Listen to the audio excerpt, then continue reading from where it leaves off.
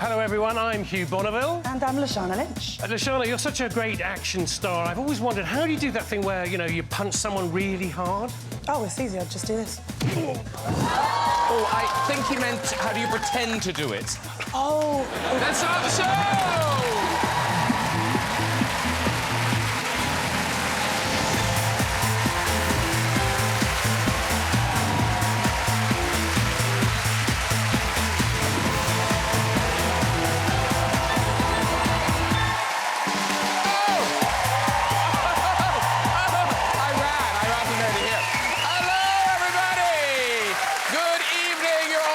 Welcome to the show. Oh, what a week it's been. Oh, it was the Tory conference, ladies and gentlemen, and that was as exciting as it sounds. Here's the reaction to Health Secretary Theresa Coffey giving her speech. Ooh, riveting. Coffee was supposed to keep you awake. Here's Prime Minister Liz Truss leaving Number 10 to go to Birmingham. Nope, my mistake. She's doing a U-turn. That's her going back in again. Here's Liz with Chancellor Kwasi Kwarteng at the conference. Oh, get a room, you two. She's just gazing lovingly into his ears. Oh, look, I can see daylight. Liz gave her speech to the conference on Wednesday. That's this year's slogan, of course. Getting Britain moving. Sounds more like a slogan for a laxative, doesn't it? Liz really had to deliver in that speech, and to be fair to her, she gave it 110%, which coincidentally is the new mortgage rate. Yeah, it is. Hey, let's get some guests on! Later, we'll have music and chat from the UK Eurovision star Sam Ryder is here! But first, he's the double Bafta winning grime artist turned TV chef. It's Big Zoo! Oh, yes, it is! Hello, son. Lovely to see you. Have a seat, too. And Big Zoo. She's gone from Capitã Marvel to James Bond to the acclaimed new action epic, The Woman King. It's Lashana Lynch. Woo! Hello. Oh, my God. Lovely to see you. Lashana Lynch, everybody. She's the Olivier Award-winning actor, Oscar-nominated star of Phantom Thread and the sitcom Mom. It's a first-time welcome to the great Lesley Manville! Woo! Hello. Good to see you. Oh, we're hugging. Okay. Have a seat, dude. It's up John there. And what can I say about this man that he hasn't written about himself in his new book? He's the star of Downton Abbey, Notting Hill and Paddington. The one, the only, Hugh Bonneville, everybody! Oh, the energy. Lovely. Have a seat, too. Oh. Woo. Welcome. Oh, more stars than there are in heaven. All right, Big Sue. How you doing? You okay? Yeah, I'm really good. Really good. I mean, it's an anorak, but it's nice. It's a nice one. It's high quality. Oh, you know what I'm saying? Look all the swag for them. I say, look at the shoes. The shoes are all big and that. What? I don't really wear big shoes, but today I went for the platforms. Oh, okay. Buzz Lightyear thing. Beautiful. And it's a first-time welcome to Lesley Manville, and thank you so much for doing this, because you've literally come straight from set. Yes, an hour and a half ago, I was Princess Margaret in Wiltshire.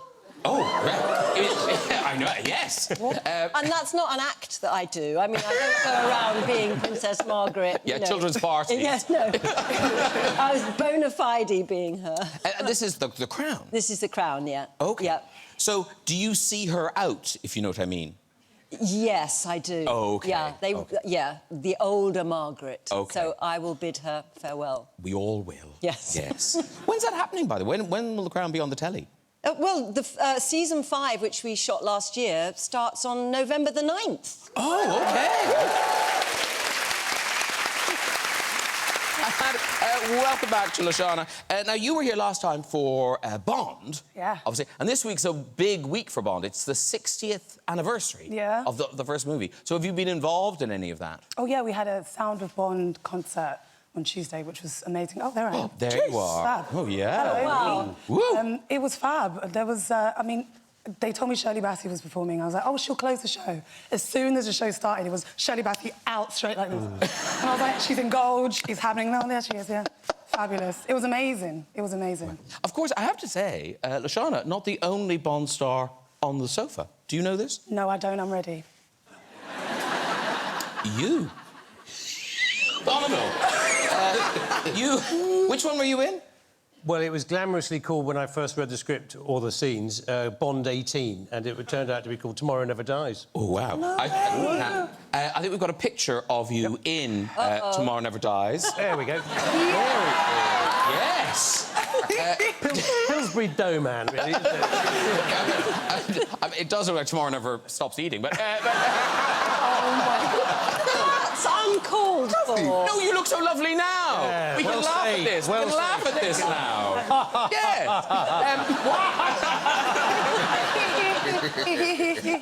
What do you remember your lines?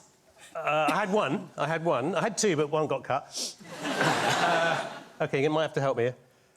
Sir, AWACS report 2 waves of land-based MiG-21s inbound. They should be on our screens in 2 minutes. Very good.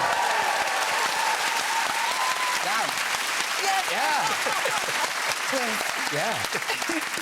Were you at the Sound of Bond concert? No, strangely, I wasn't invited. And a first-time welcome to Big Sue. First-time welcome to a double Bafta winner. Come on. Oh, yeah. Yeah. And it was you took your mom, right? You took your mom Yeah, I that took night. my mum to the Bafta. She enjoyed. She was on the stage when I was winning. But also you did an appeal to the audience. Yeah, I kind of basically said, if any men in the room want to date my mum, make sure... You know what I'm saying? My mum's a good-looking lady. She's single. Yeah. But make sure the bag is correct. Make sure you got money. Yeah? We ain't playing no games on it, you know what I'm saying? Did it work? She took a picture with some famous people, met some famous people. There's a picture Well, of her. I've got a picture of her with, I think, is this Charles Venn? Yeah, man. Ooh. They're looking good together, I'm not gonna lie. He's a bit too smooth, though. She's gorgeous. She's beautiful. She's beautiful, but he's a beautiful man. I feel like he might cheat, you know what I'm saying? So... He's really lovely. And also, I'm sorry, you know, we was nominated for the same BAFTA. I know. I'm sorry, innit? You've won a lot, you know, so it's my time to... It's like having Anton Deck on. It's like...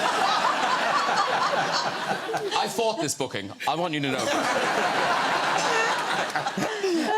Right, Hugh Bonneville brings us his new memoir. It's called Playing Under the Piano, From Downton to Darkest Peru. It's out on the 13th of October.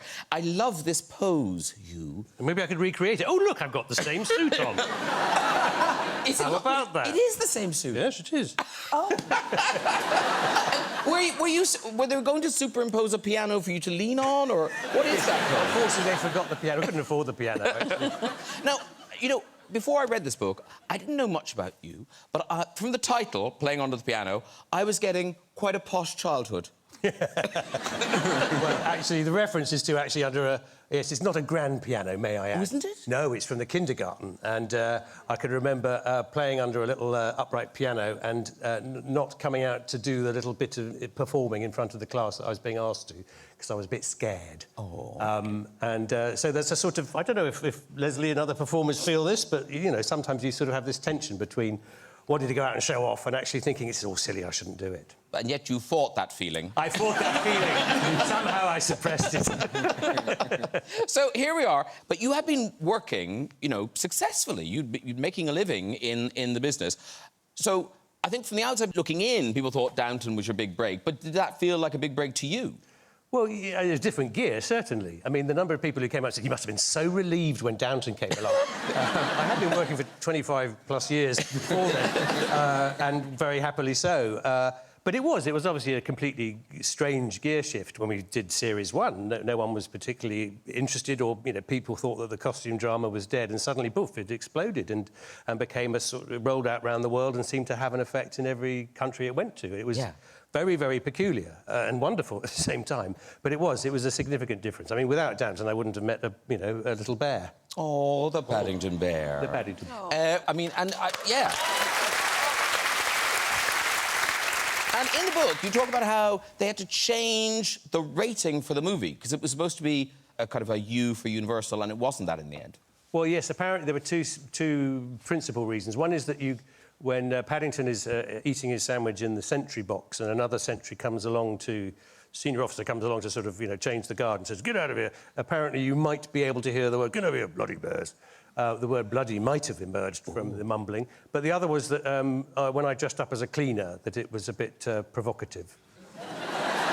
Well, you kindly put a picture in your book of you dressed up as the cleaner, and I see what they mean. I mean, this is pretty four.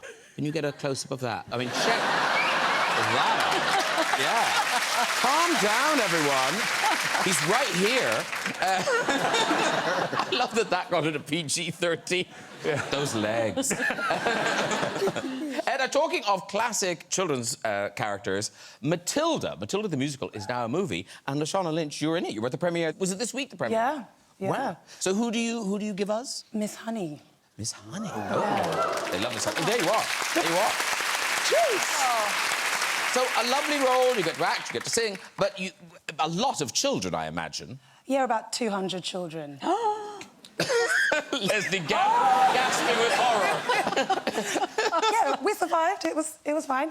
I mean, there's the main cast, and then there's an ensemble of dancers who are all fantastic, and they work so hard to get this choreography on point. But you know, they're a lively lot, and it was a lively time. I'm reading no.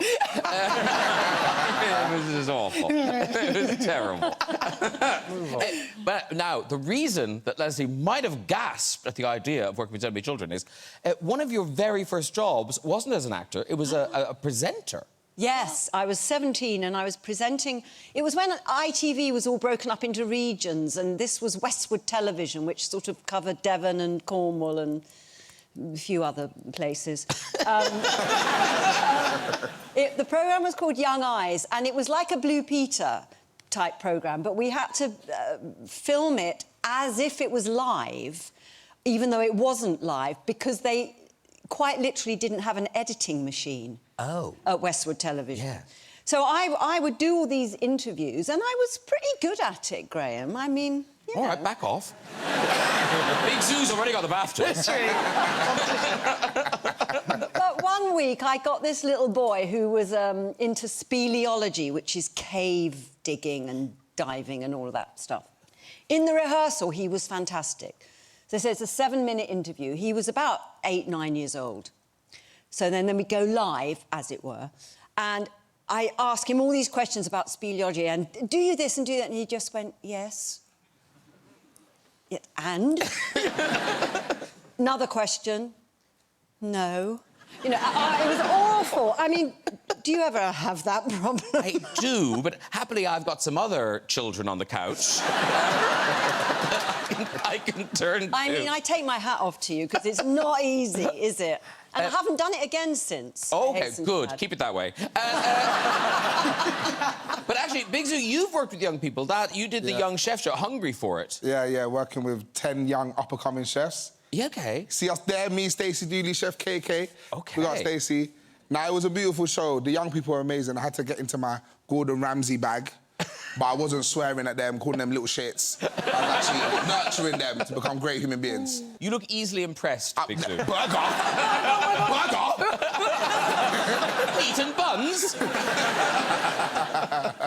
and you, the book. The book, lots of, as you'd expect, lots of showbiz stories. But also, it's really lovely about your parents.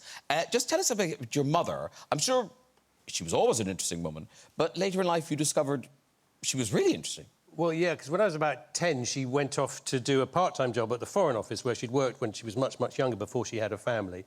And my dad would drop her off at work at this building in Lambeth, and he'd go off to the hospital, and sometimes I went with him or whatever. And then cut to years later, when they were both well retired, and I opened the paper one day, and it said MI6 building to be sold. And I thought, that's Mum's workplace. And so I phoned her up, and she was in the garden, and she went, hello, dear.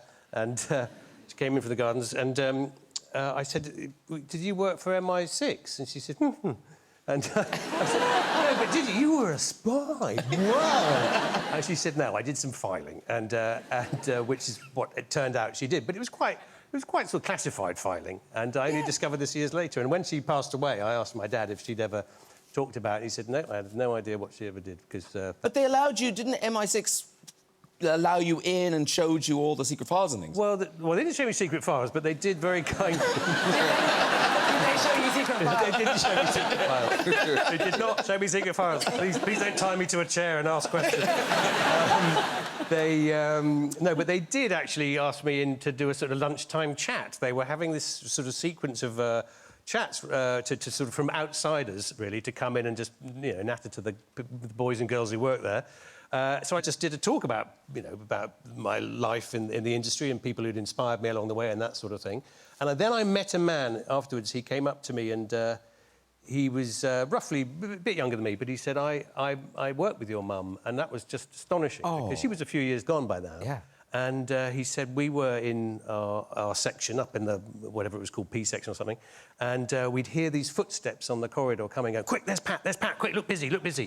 And that was the weirdest thing. It was I knew what he meant by those footsteps. I remembered those footsteps, and we were connected by a sort of sound. Yeah. And I'd never met this man, but suddenly I felt really a wonderful sort of connection. It was amazing. Oh, well, it is a great read. It's called Playing Under the Piano, and it is out next Thursday. Thank you so much. Thank you. Very good. Now, Lesley Manville has such a great feel-good film for us all. It's called Mrs. Harris Goes to Paris. It's out in cinemas now, and this is already a big hit in America. Here's a little taste. I won 5. I've won!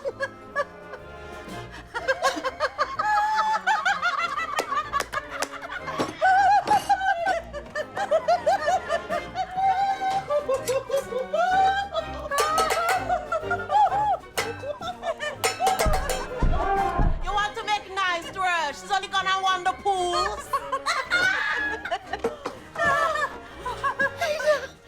What you going to do? I'm gonna buy a dress. Something pretty for the Legion dance. Yeah. A Christian Dior dress from Paris. Oh, it's so lovely. That's you with Ellen Thomas there. And I was saying to you backstage, it's like a sort of adult fairy tale. How do you describe it to people? Yeah, I think that's really spot on. I've been saying it's like a musical without the music. You know, it's gorgeous. It feels like the soothing balm that we all need at the moment. It's 2 hours of absolute gorgeous escapism, and everyone I know in my life, as well as the general public, but lots of people I know in my life who I sort of thought, oh, I wonder what they'll make of this film. You know, maybe it's a bit too feel-good. And they've all just said, oh, I couldn't stop crying. This is so good. So people are liking it, which is great. And so basically the plot was in that clip. Yeah. Mrs. Harris Goes to Paris to buy this fabulous dress. Yeah, the clue's in the title. Yes. And the idea of going to Christian Dior and buying this dress, so it's not just a dress. There's so many beautiful clothes in this film. And are they reimaginings of what Dior dresses would have been, or are they the actual dresses, or how did it work? A bit of a mixture, but that period for Dior was iconic. It was called the New Look, and it was post-war, and fabric was a bit more available, and so Dior was celebrating that wonderful, if you've got it, that female shape of the little nipped-in waist and all of that.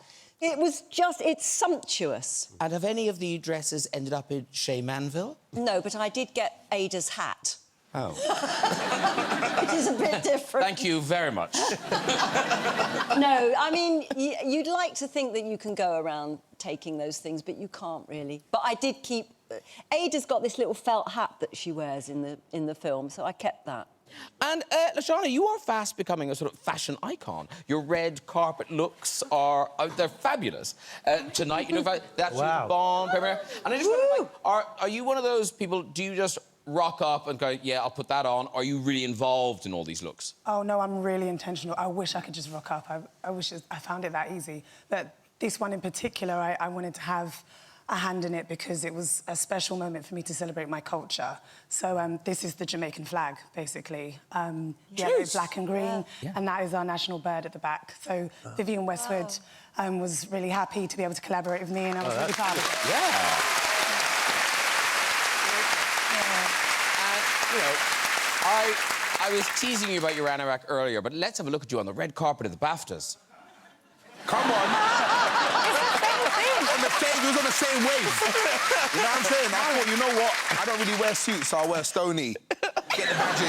Was it new? Did you buy it for the BAFTAs? Yeah, come on, it was fresh, man. It was Oh, fresh. OK. It was fresh. I love it. I want to do that. That's how carefree I want to be. Listen, I was just vibes and I thought, you know what? If I can wear Stony and win 2 BAFTAs, you could do anything. Yeah. I'm turning up in the tracksuit next Yeah, time. that's it. And those are new trainers as well, aren't they? Come on, look at LVs and that. I'm not here to teach the world style. I just cook. Yeah, that's it. I'm a chef. Anyway, here you are. Here you are, Lesley Manville, movie star now, movie star.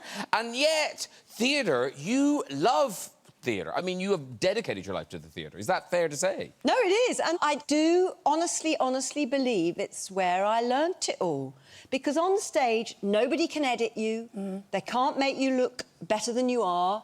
You know, the audience can look wherever they like. It's not a director's cut with shots and edits. So it's very... And you're on your own, aren't you? I mean, you have the rehearsals, but night after night after night, you've got to go out there and be it and sell it, and it's very exposing. I saw you years ago. I saw you in The Cherry Orchard with Dame Judi Dench. Did you? With Sam Mendes, the child Sam Mendes directed. Oh, look at me. Oh, God, that's depressing. No! I'm touched by time. And Dame Judi Dench, she has a reputation for being quite naughty. Naughty? That woman should be locked up. I mean, she is... I mean, she's so naughty. Do you want to know what she did to me? Yes, I do.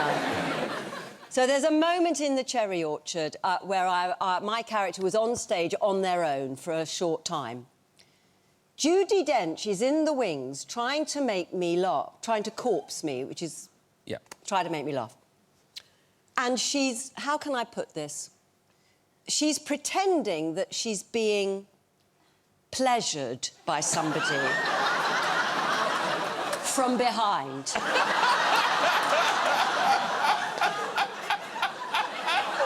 excellent. I'm sorry, Judy, if you're watching, but you shouldn't be so naughty. So I'm on stage and I can see all this and I'm desperately trying not to laugh. And the important bit of information here is that I just had a baby. So my pelvic floor wasn't quite what it should have been. Now, I was wearing a long dress, but Judy made me laugh so much that I wet myself. And it gets worse, because the stage was raked, which means it's not... So I watched my piss trickle down.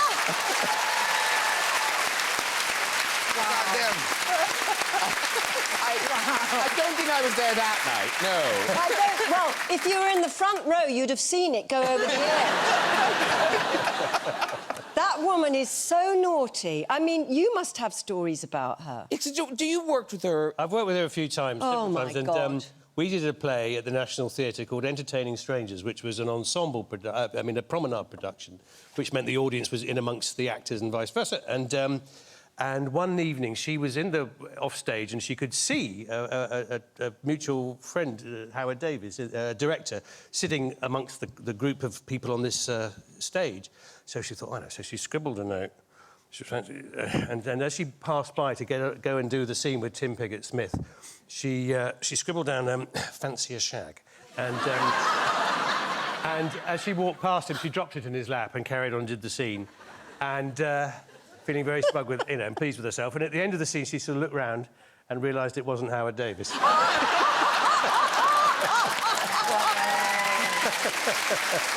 so good! Well, if you're looking for a good time in the cinema, Mrs. Harris Goes to Paris is out now. Lashana Lynch brings us a very different film. This is called The Woman King. It is out now, already been #1 at the US box office, and here is a taste of what to expect. You are called to join the King's Guard. No kingdom in all of Africa shares this privilege. Train hard, fight harder. We fear no one. and we fear no pain. I offer you a choice. Fight or we die.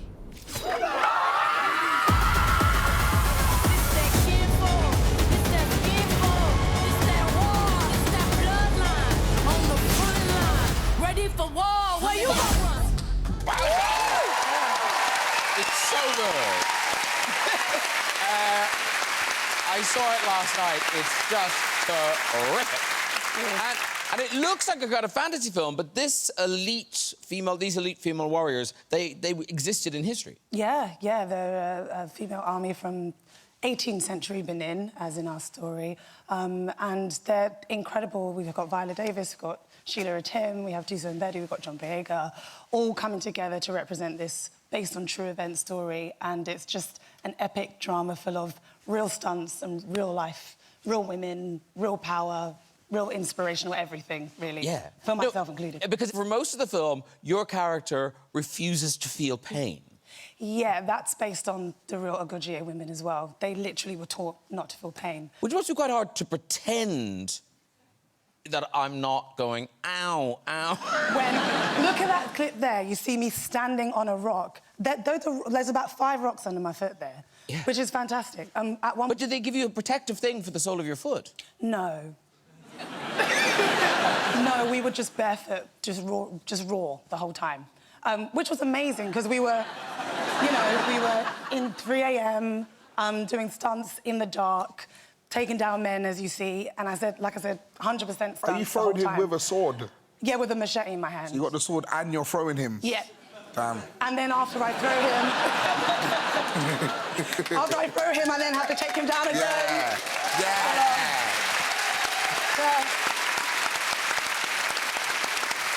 Very good. And because you've done things like Capitã Marvel and particularly, James Bond and stuff, were you ahead of the game? Were you ahead of the class? No. I thought I would be. Oh, really? I wasn't ready, I'm not going to lie. I thought that having done a couple of stunts that I'd be able to just go in and just springboard off experience, but this was 100% stunts. And Gina Prince-Bythewood was really determined to have us just come in, and she even joined us with training, which was amazing.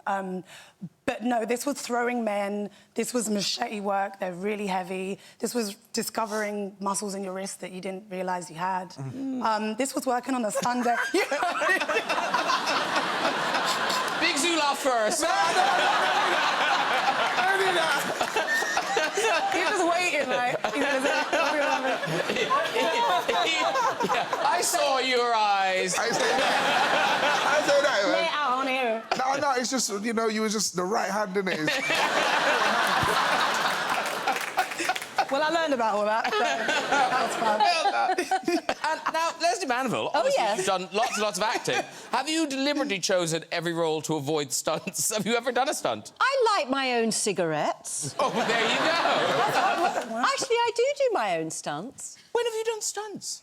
No, I haven't done major stunts like that. I have, but if there's falling, I was doing some only last week, when I could have had a stunt double, tumbling and tippling around, and I didn't. I did it myself. Well done, you. Yeah. Yes, we're very impressed. We look forward to Princess Margaret's fight scene in the crowd. And you've had stunt people in the past, haven't you? Yes, occasionally. I can remember one, I did a film in America called Underclass Man, which didn't trouble the box office, and I can remember getting ready for this big fight sequence at the end, and they said, we're going to be bringing in a stunt guy for the, more tricky bits. Yeah. Fine, when's he coming? So he's over there. So well, I can't see him. There's a really big bloke over there. I mean, quite, there's him. I said, yes. I went, what? And I said, yes, that's your stunt double. I said, do you think I look like him? And they went, yes, you do look like him. And when I watched the finished film, I literally couldn't see the join. Oh. And Big Zoo, you don't do your own... You don't even drive your own food truck, do you? Nah, I ain't got a licence still. not my fault. You do this industry stuff, they get you a lot of cabs, innit? You know what I'm saying? Nah, yeah. Yeah. Are you learning to drive? You know what? We got a red driving school, because I just got 7 hours. Don't 7 hours. No, I haven't done it. Oh, you bought it? I've bought the 7 hours. Oh! Yeah. That'll do it. Yeah, I got automatic license, so I don't want to do manual. No, I'm so with you. I learned in automatic. It's the point. Yeah, it's like walking across the room to change the channel after they invented remotes. Yeah. That's a great way to put it. Yeah, why would you bother learning how to do that? Nonsense. Nonsense.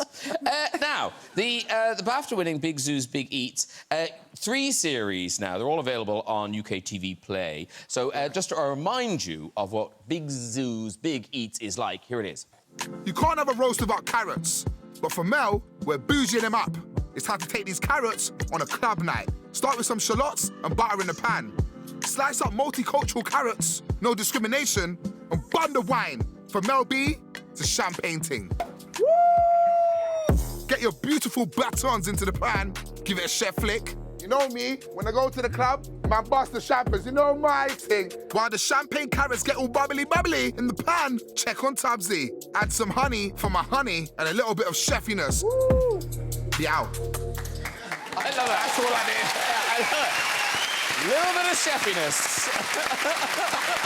See, the wrist. The wrist, it's on the wrist. Yeah. It's on the wrist. That's what you were talking about. Yeah. Yeah, the chefiness. Yeah, cooking the carrots. Yeah, that's it. But here's the thing. You know, it started small, and now it's grown and grown and grown. Now it's got this mainstream success. Do you think you'll end up sort of cooking in like a studio, like a Saturday kitchen? Or Oh, nah, man. You know what it is? We had a little breakfast show on ITV. It went well, but the whole, like, this kind of vibe with the cameras and that, nah, man, I just want to chat shit in the van. You know what I mean? And that's what we're good at. I enjoy coming in the studio. It's way more relaxed. There's no rain. Nothing can go wrong. You know, the van's not going to explode in here. But, yeah, I like the rawness of the programme when we're out on the roads and it's me and my brothers just chilling. But you've been on those shows. Was it Sunday Brunch you did? Yeah. I've done Sunday Brunch a couple of times. OK, did you cook? I've cooked a couple of times, yeah. It's gone all right. It's very nerve-wracking cooking live.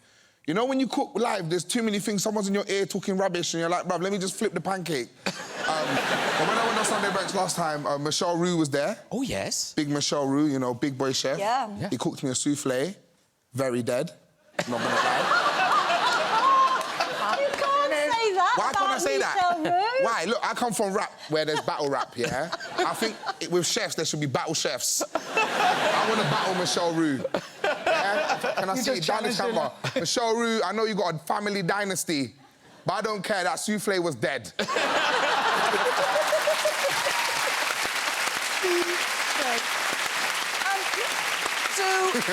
So how did all of this happen to you? Because you mentioned rap there. Like, music was the thing you're supposed to be doing. How did this come along? I started cooking when I was like 9, 10, when my mum was pregnant with my little brother, because I wanted to help run the house. Come on. Yeah. And then, being a young fat man, I stuck with it. And look at me now. Look at me now!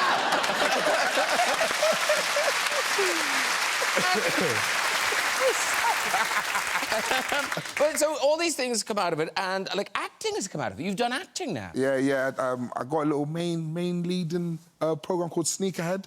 Which the 3 actors are now going, this isn't that funny anymore. Yeah, this was hilarious when he was cooking. That's it. But EastEnders, you're a huge EastEnders fan. Yeah, big EastEnders fan.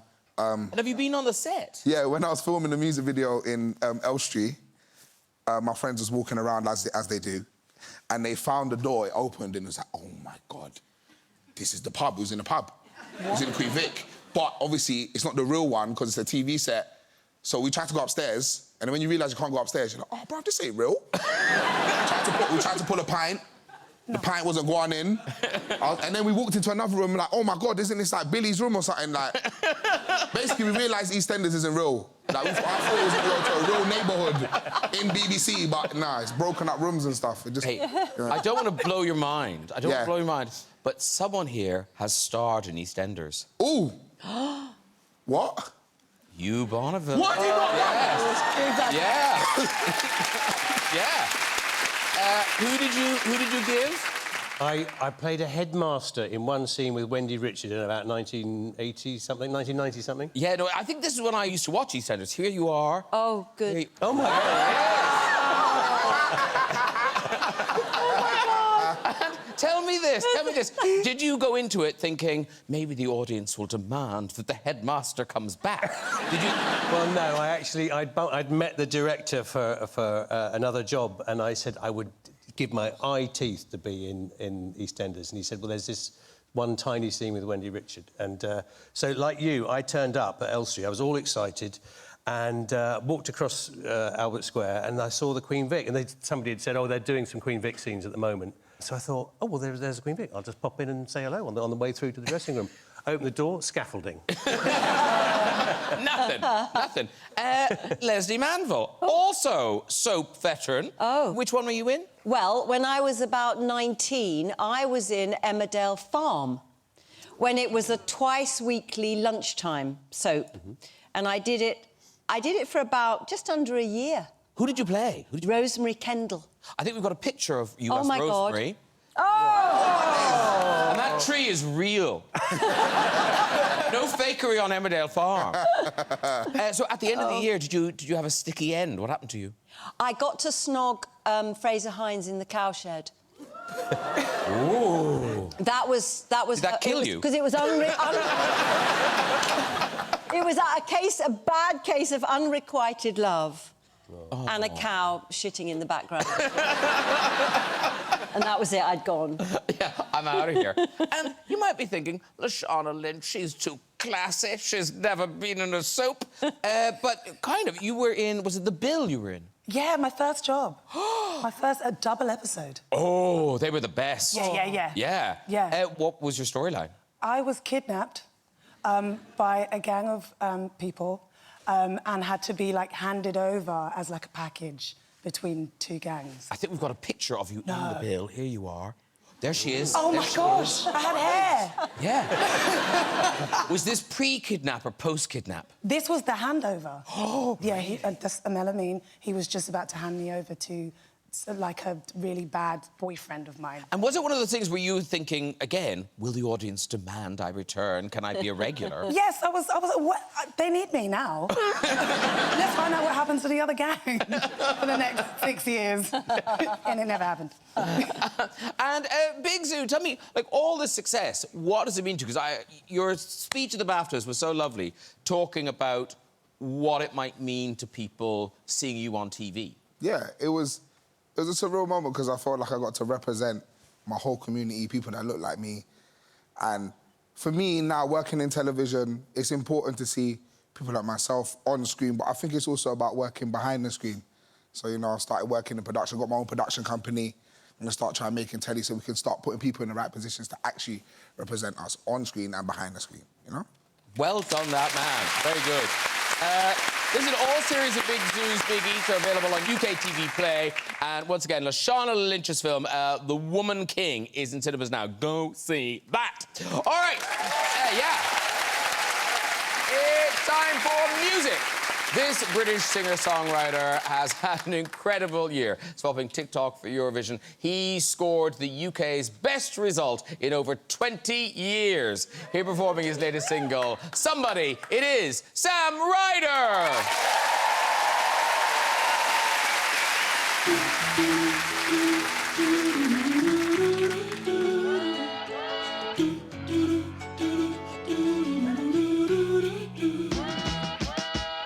Summer every weekend, like a rooftop in LA. When it heats up in the evening, you cool me out like lemonade.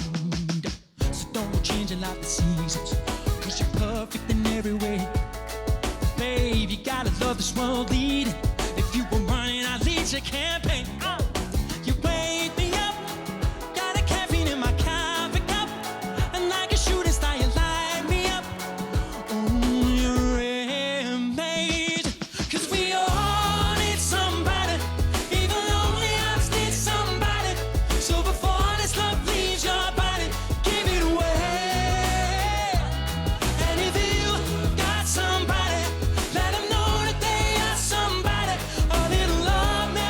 No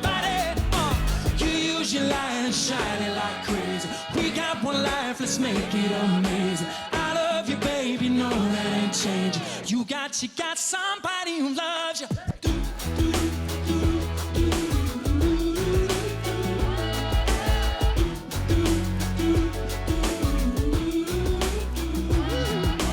Baby, you and me, we got chemistry. Call it alchemy, call it what you want. I don't know what I believe.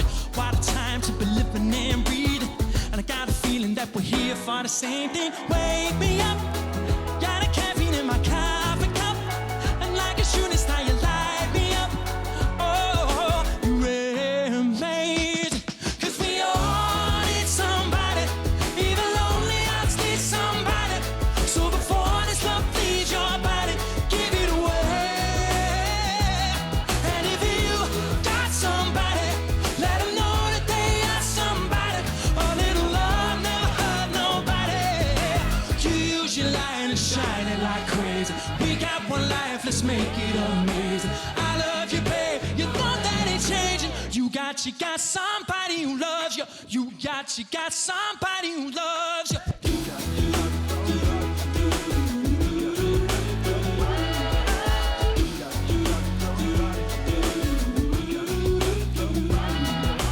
Wake me up, got a caffeine in my coffee cup. And like a shooting star, you light me up. You're amazing, you're amazing. 'Cause we all need somebody. Even lonely hearts need somebody. So before this love leaves your body, give it away, away, away, away, away. And if you got somebody, let them know that they are somebody. A little love never hurt nobody. You use your light and shine it like crazy. We got one life, let's make it amazing. I love you, babe, you know that ain't changing. You got somebody who loves you. You got somebody who loves you. Whoa! Wowza! Sam Ryder, everybody! How great was that? Come on over, Sam Dew! Woo! Hey! Thank you very much. Thank you so much. Have a seat there. Hello, Lashana, Lesley, Hugh. Very good. Thank you so much for that. The voice. Amazing voice, amazing. Thank you. Yeah. Appreciate that. Really, really good. And that track, here's exciting, off of the upcoming album. Yes, it's Nothing But Space, Man. And that's out on the 18th of November, available to pre-order now. And this is all new tracks. Yep, and that is definitely a fake because it doesn't exist yet. There's no vinyl inside it. Not meant to give that away, but I like to be authentic. I'm taking that home to play it.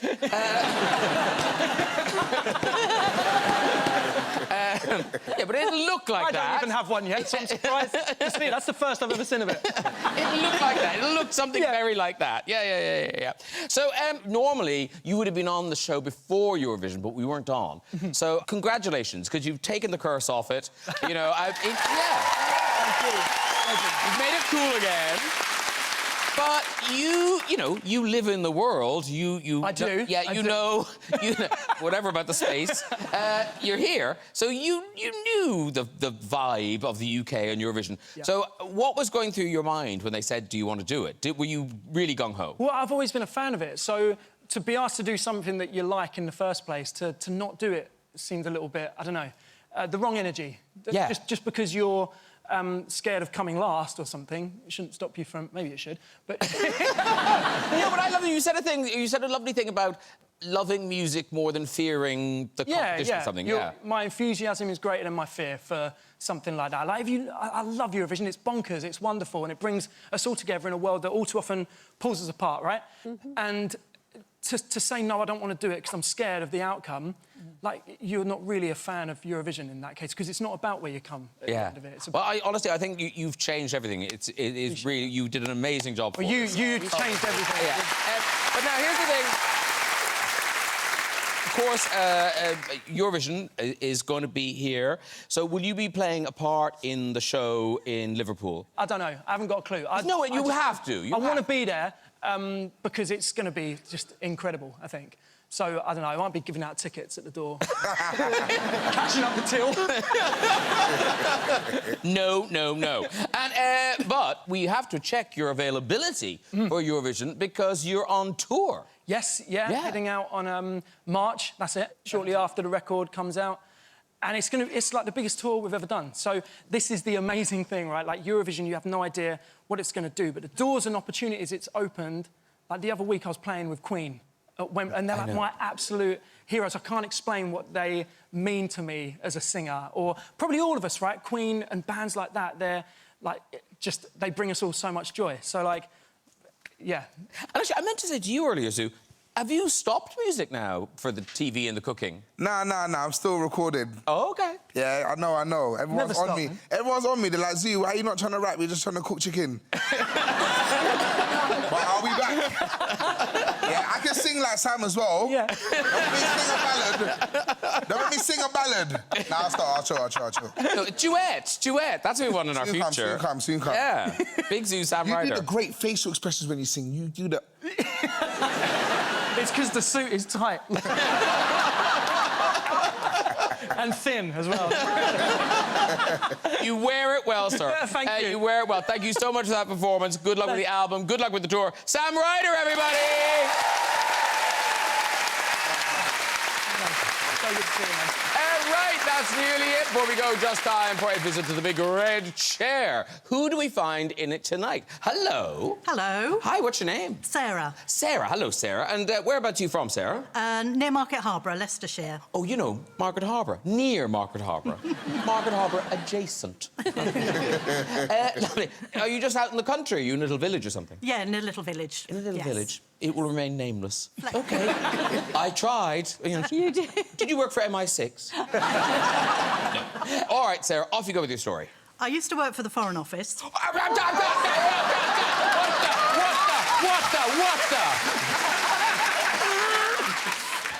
the? Go on. Anyway, so I was at the British Embassy in Montevideo, Uruguay, and one of my jobs I had to cover for the accountant one time, and I had to go to the bank and cash some cheques and get some money.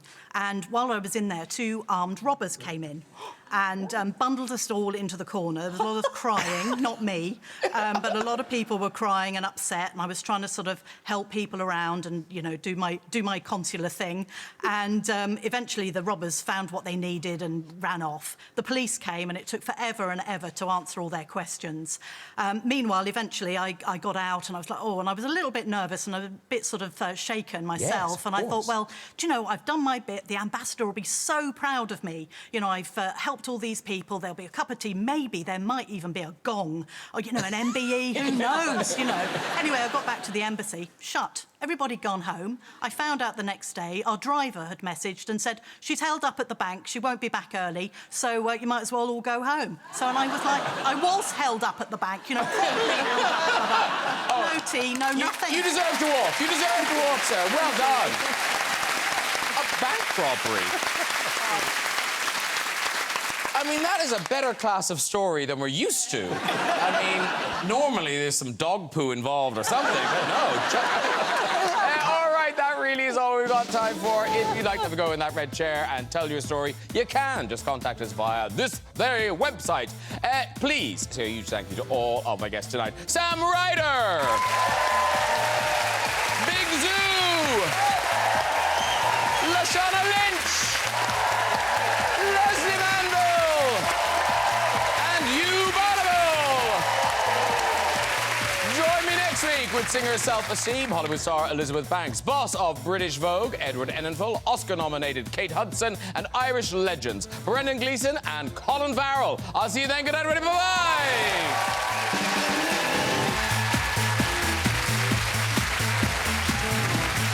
Lesley Manville is part of the stellar cast, including David Morrissey in crime thriller Sherwood. Press red now to watch all episodes on BBC iPlayer. And next, red carpet ready queens on RuPaul's Drag Race UK.